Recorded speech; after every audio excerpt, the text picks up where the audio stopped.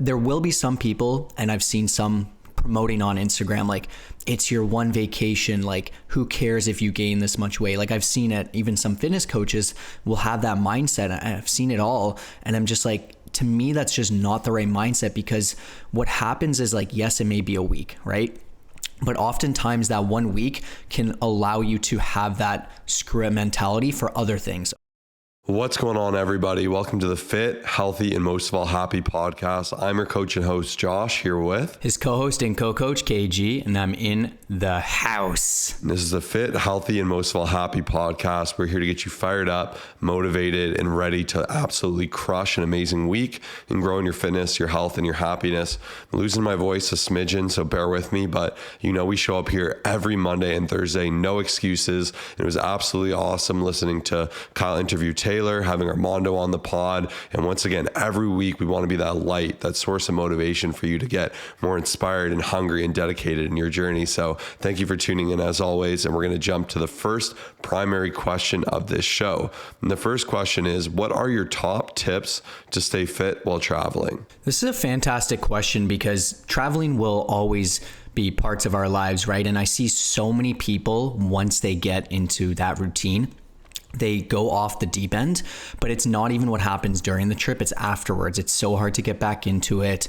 And I see traveling and trips and stuff like that kind of kill people's progress, right? Even when it comes down to it, think of it, it could be a month long if you take a little bit of time to get ready. Sometimes people's work beforehand's overloaded. There's the trip and then after. So trips are a tough one for a lot of people. Now, we've done a lot. Like Josh and myself, we have lived in a completely different state. We've driven to Florida. We've lived there for a few months, and we've done it all between Dubai and just Josh got back from New York this past week, and he had some great tips as well that I know he'll talk about. But my main and biggest tip is just don't let yourself go. I see so many people who, because they're not in their regular routine, they just say, you know what, this is my 1 week of the year, this is my 2 weeks of the year, or whatever the case is, and they just completely go off the deep end. They go to places like New York, they go to all-inclusives, wherever it is, and they just like overload, and they just get so excited about all the new and exciting food and just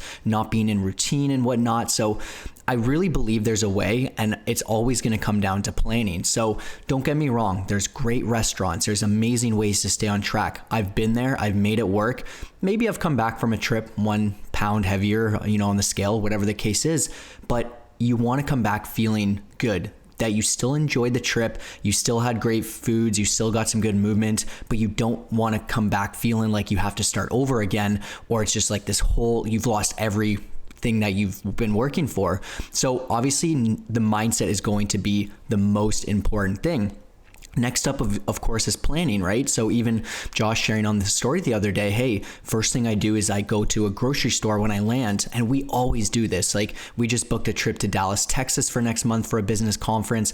What do you think we're gonna do when we get there? Head right to the grocery store. Scope at the gym, head to the grocery store. So there's a way to make it work, and a lot of it will come down to starting the morning off strong, having a nice consistent breakfast, making sure that you're saving calories. For some people, it might be fasting for lunch, knowing you're going to be going out for dinner, and planning is going to be everything. The other thing is just knowing that there is this trip here. We can always work around the calorie range, right? So I'm a human, and I've helped, once again, thousands of people during trips and vacations and just stuff that's going on. So we can take a look and ask, hey, what are you looking forward to? Like, what restaurants do you plan on going to? And more often than not, I will give a small little diet break. So I'll work around the routine to maybe allow them to kind of maintain during the trip, but still have a lot of fun by giving some extra calories. Now, what's very important about this is that it's going to be controlled. It's going to be calculated, whereas like you can still go out to dinner, you can still have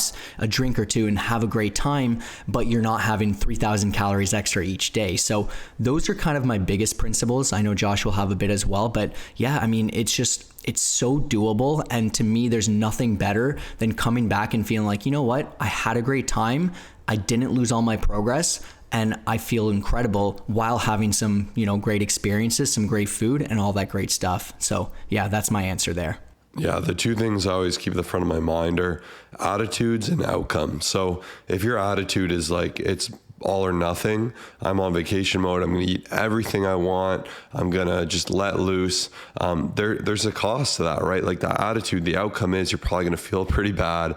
You're going to gain a ton of weight and you might not actually want it. Like I love that example with kids. There's a reason you don't let them just eat a ton of sugar, or your dog just have a ton of treats. Cause like, logically it's going to make them sick. It's not going to feel well. But for some reason it's like, there's this attitude of like, I'm on when I'm home. So I'm going to let loose, and let loose is just like pulling the drain plug, going absolutely crazy. And we actually had a friend visit us in Florida, a very fit individual, eats very clean.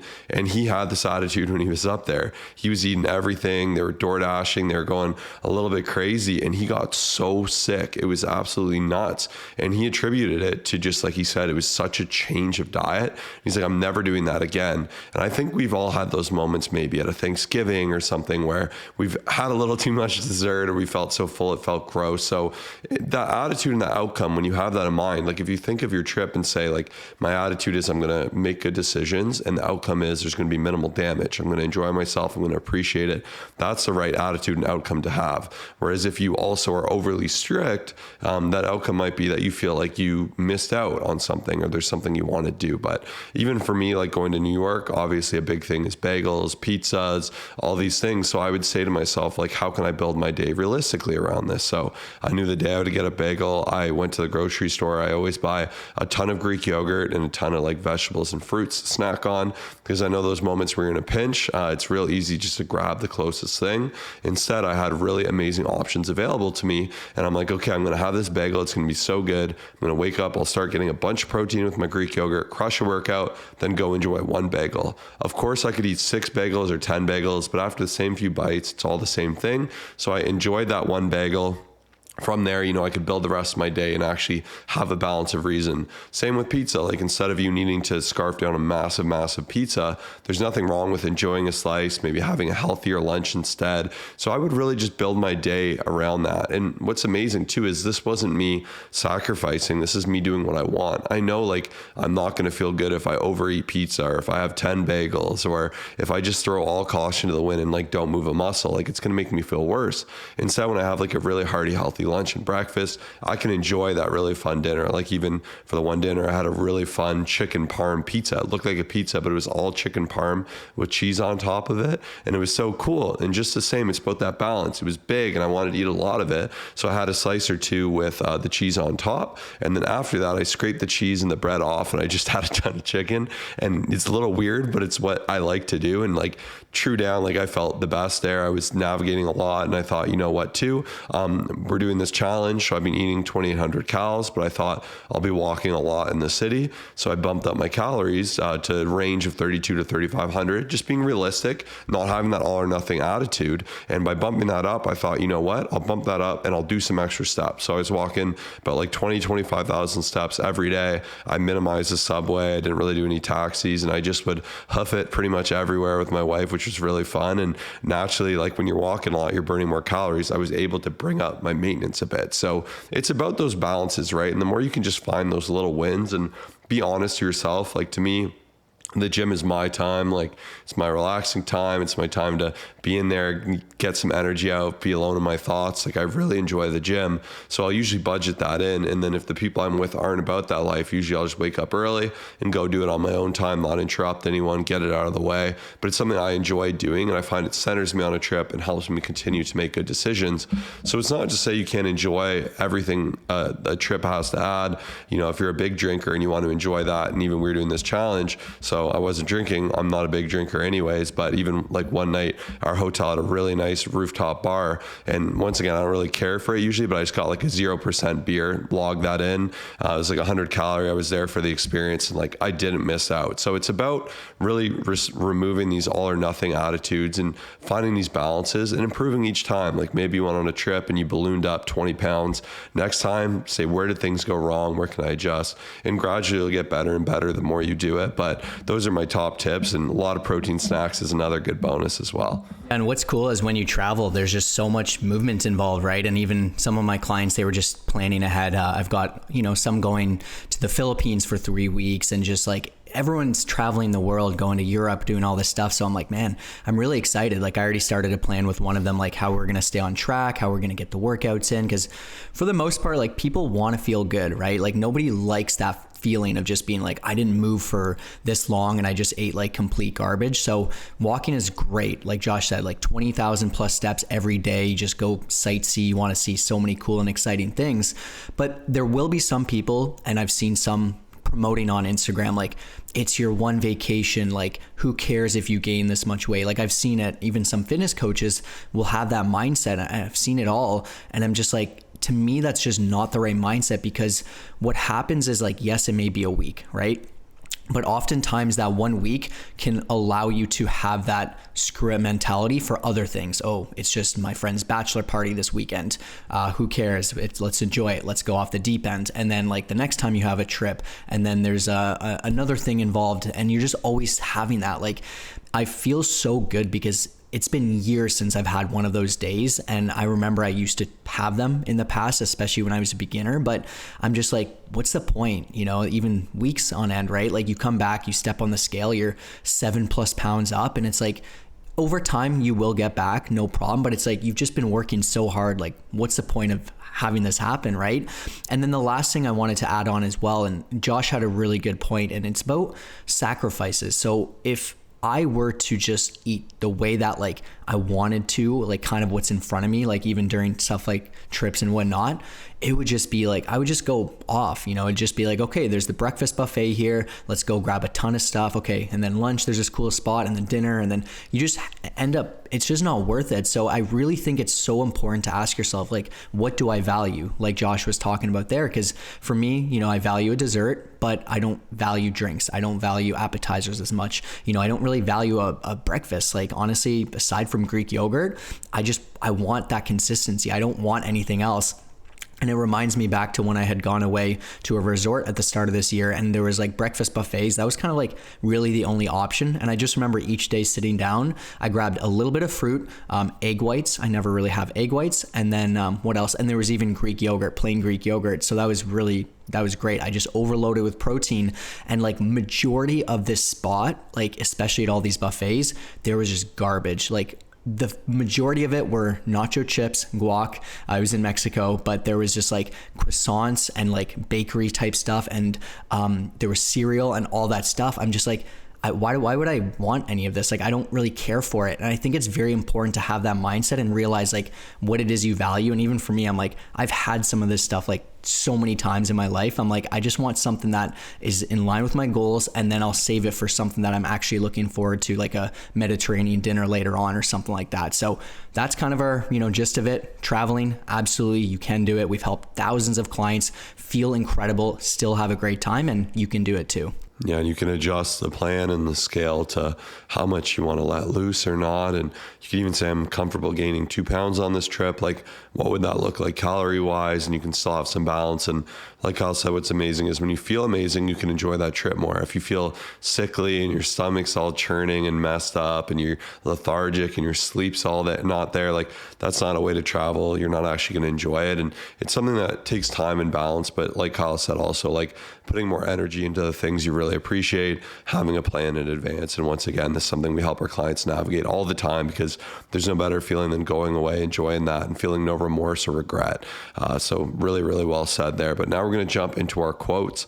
And for my quote, we have my classic, how you do anything is how you do everything. And it's really just hit me, I think, as we get into fall season, things are changing, the days out a little bit less, and you start to notice like, hey, you know what? I start to slack on some things here. So some examples would be even like, I realize with my clothes at night, like when I take them off, I just will throw them on the floor beside my bed instead of putting them in the actual like laundry bin. There'd be some mornings I'm like, oh, I'll walk my dog later instead of doing it the second I wake up. And then sometimes that time passes and I miss out on it. So even right away, you can see like me doing these little things. And this is a tiny, tiny little example, but I'm telling myself it's okay to cut corners. It's okay not to do things with the same intention. And I know it sounds crazy, but the more you start to say like everything I do, I operate at like a good level. Like those little things, instead of putting a dish in the sink, like you're going to put it in the washing machine. I've seen things even with trash where you'll leave trash on your kitchen counters or whatever, instead of just like putting it in the bin, or even with an alarm, if you're someone who hits snooze, or you're just like, before I do, like it could be any example, but anywhere where you start to like short yourself, right? You're telling yourself, I cut corners. I don't do things to the best of my ability. So instead it's like the littlest, smallest things. Like how can you do them with the best intention, the best focus, and the best purpose? So I've just been analyzing like little tiny random things like that in my life that I can improve and do better on, and doing things with intention. And like, I always go back to this quote, right? Because I just think like, once again, the more serious you take this quote, you notice how much easier it is to do hard things, because you start to realize like, I can do hard things. I consistently show up for myself. I keep my word. So just that attitude, if there's somewhere you feel like you're cutting a little bit of a corner, try and zap it, try and work on it. It might not be fun, but you'll build better habits and patterns because of it. I promise you, like if you start to take shortcuts even in one thing, you may not realize, but subconsciously you will absolutely take shortcuts later on. So the snooze button, for example, you may think, oh, it's just a snooze button. I promise you, when you go for cardio, when you go to cook your meal or go to the gym, like you may not realize, and you may not just be like, oh, I'm going to take a shortcut. Like that might not be going through your head, but like you got to evaluate. I promise you will be taking shortcuts later on. But I thought this quote was very fitting, because our weekly challenge for our clients this week is just personal development, right? So we gave the option to all of our clients to focus on either reading, meditating, or journaling. And so I decided to take on all three of them. And honestly, I had been slacking on some of these things, right? Not as much reading, but definitely meditation. I hadn't been really setting aside the time to do like my dedicated sessions. I will turn off my radio, do some deep breathing. Like I was doing, still some focused sessions there, but not like the way that I used to. And then even journaling was the one habit that I definitely let slide, and it's still not to where I wanted it to be. But I think it's so important to just like sit down with yourself and just say, you know what? It's a new month, it's a new season, it's a new week. Like, what am I slacking on? Where can I do better? And even if I skip on some of those things, once again, it's very easy to skip on other things, because I don't think that what's in my routine is as important. I may tell myself it is, but my actions aren't lining up there. So yeah, that quote is great. I had to catch myself this week as we reevaluate some things. So I think that's incredible.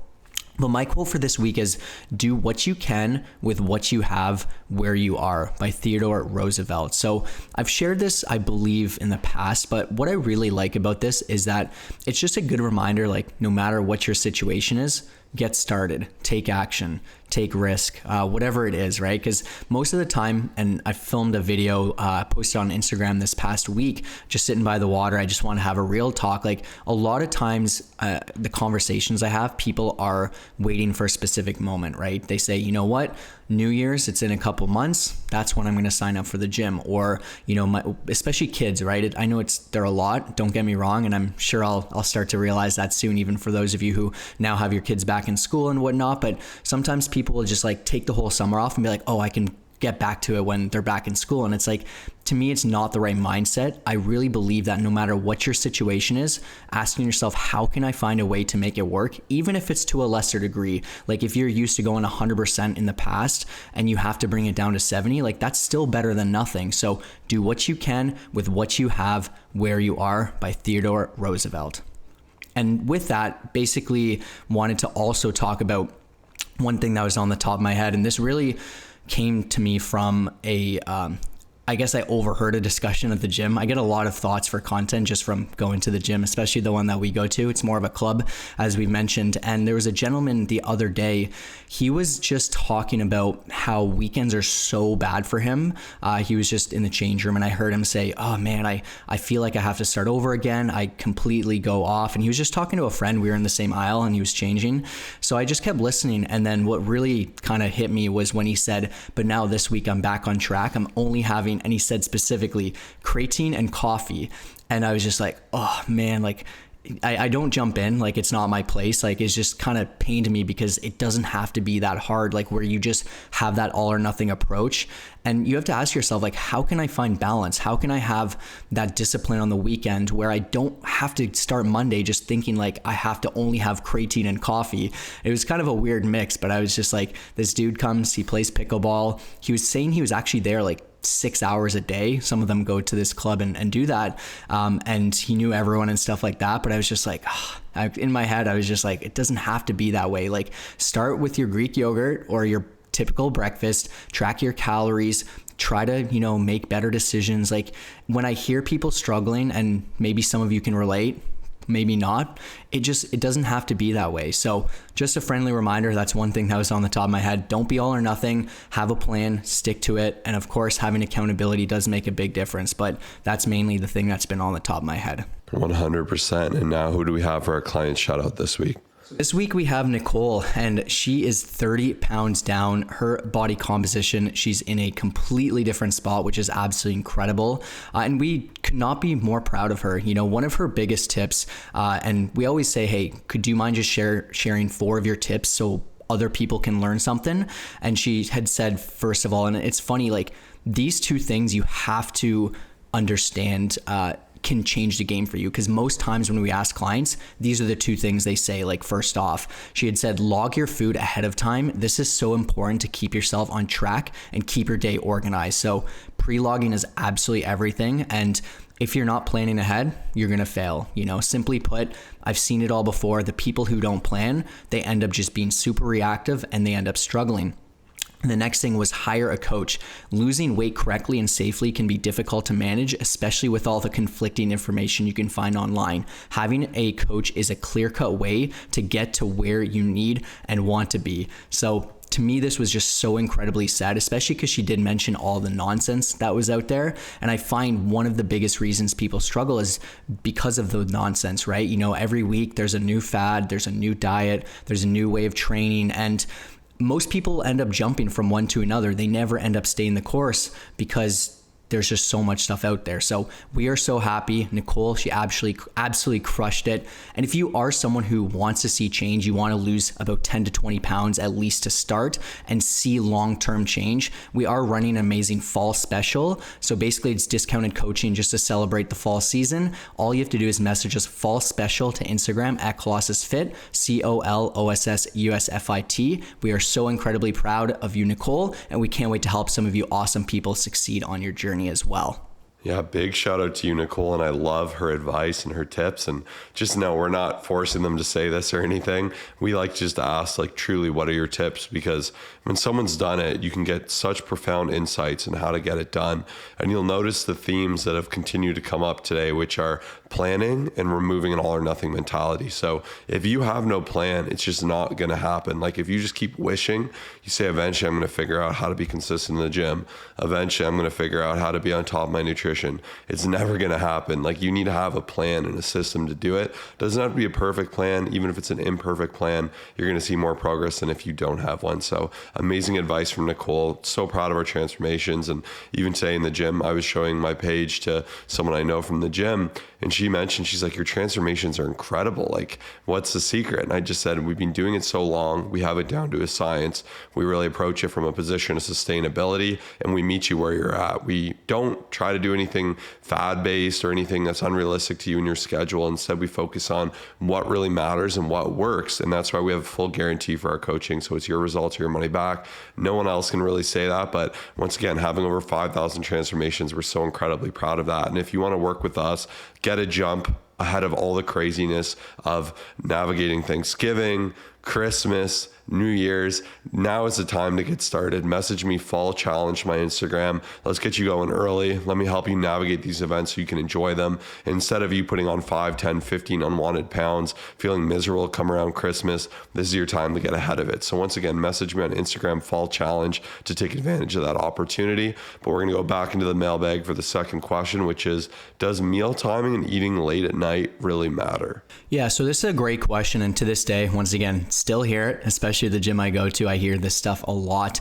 I thought it went away as a myth, and it has been proven that it's not really true at all.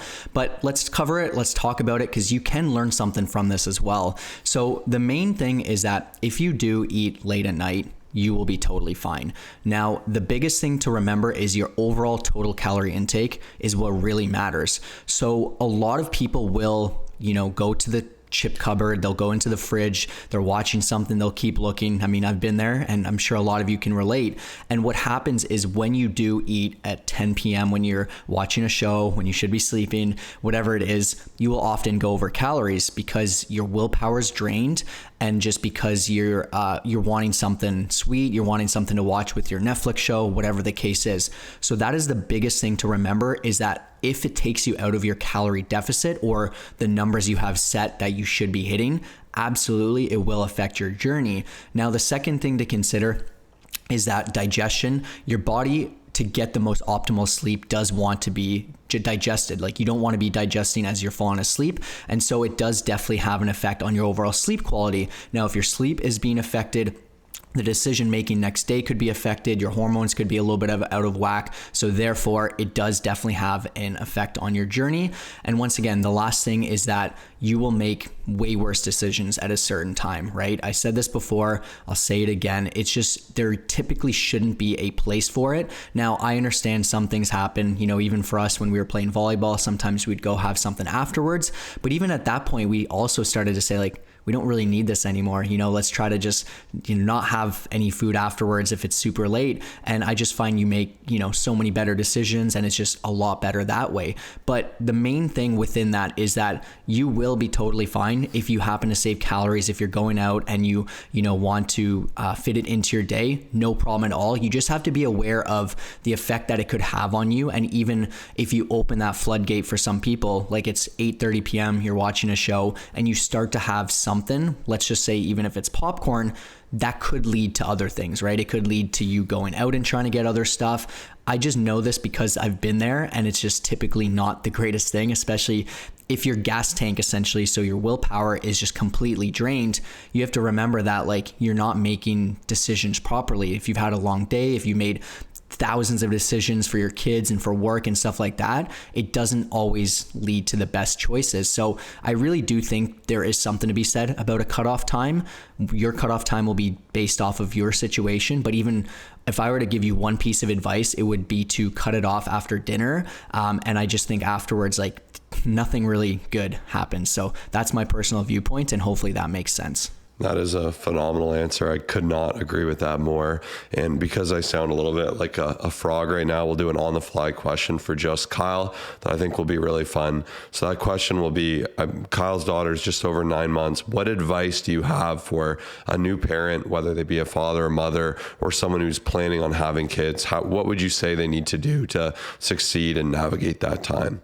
Honestly, I'm such a big fan of, like, just no excuses. And it's funny because, like, everyone will always have something, and this is where I kind of struggle even to this day, having a about to be 10 months next week, and very easy to me personally, based off of what I've seen. So, like, sometimes I even struggle to give advice because I'm like, I know there's someone out there who has 2, and then there's 3, and then there's like mother, and like everyone's so different. But based off of like my situation and like what I've seen and what I've like really done is just non-negotiables. It's like, no matter what, even if it was like a rougher night, even if there's like a lot going on, I'll find a way to make it work. And I've gone to the gym later on some days. I've, pushed walks to make something work. Like, there's just like there's 7 days within the week, right? And it's like, it doesn't always have to be perfect, but if you can like take a look at the schedule and find a way to make it work, based off of like, just your overall routine, it makes a big difference. But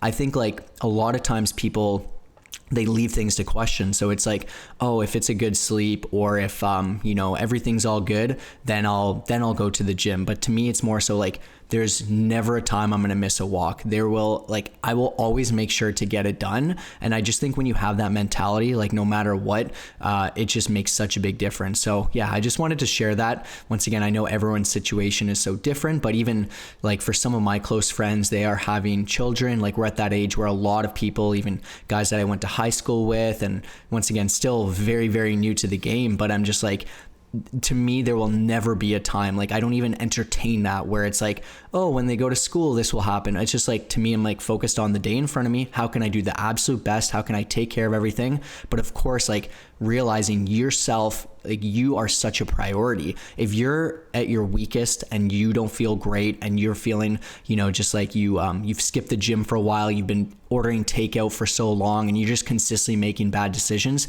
it will rub off onto like the rest of your family, but also just like the rest of your day. So I'm like, you know what? If I can sit down and do what's best for me, go for that consistent morning walk with the family, hit the gym 5 times a week, go for another walk later on. Like these are great habits to build. And I see most people, especially with new kids, and one of my neighbors is an example. They have a kid that's like a year and a half. They order food every single morning. Like that's what they know, is ordering Tim Hortons, ordering a bagel, ordering whatever the heck it is, an ice cap.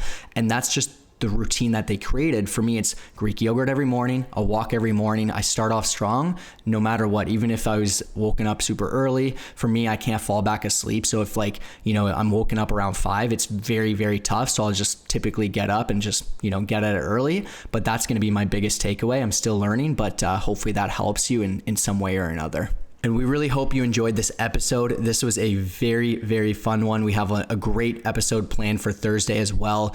Coach Josh and myself, for the next episode, we're actually going to be talking about the 7 hidden mistakes affecting your progress. You're going to make sure to want to tune in for that. A lot of people make so many mistakes within the gym, obviously a lot nutritionally as well, but yeah, thank you so much for spending time with us today. If you are looking to get to the next level, message us fall special or fall challenge to Instagram at ColossusFit, ColossusUSFit. Guaranteed results. We can't wait to help you on your fitness journey. Thanks for listening. Peace out.